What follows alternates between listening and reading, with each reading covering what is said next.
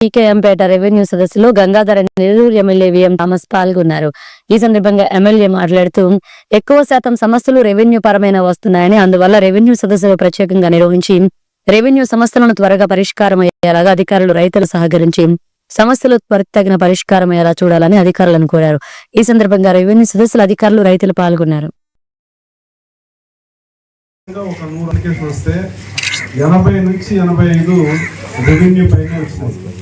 అంటే మా భూమిని పక్కోళ్ళు కబ్జా చేస్తున్నారని, లేదంటే వేరే పార్టీ వాళ్ళు కబ్జా చేస్తున్నారని చెప్పేసి, లేదంటే మా భూముల్ని 22A పెట్టేస్తున్నారని చెప్పేసి అన్ని చోట్ల కూడా ఈ కంప్లైంట్స్ రావడం జరిగింది. సో దీన్ని మనం చూసిన తర్వాత మ్యాక్సిమం ప్రాబ్లం వచ్చే రెవెన్యూ ప్రాబ్లమే అన్ని చోట్ల ఉంది.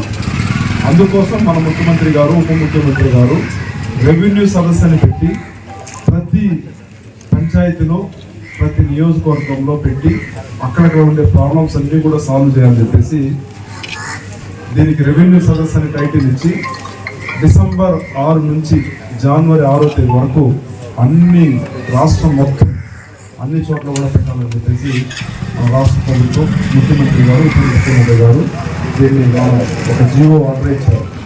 సో దాని తర్వాత అన్ని చోట్ల బ్రహ్మాండం జరుగుతోంది. అక్కడక్కడే దీన్ని మన టైటిల్ దృష్టి ఏంటంటే, తీసుకున్న అప్లికేషన్ ఊరిగా నానబెట్టుకొని రేపా ఎల్లుండిరా అని చెప్పకుండా దాన్ని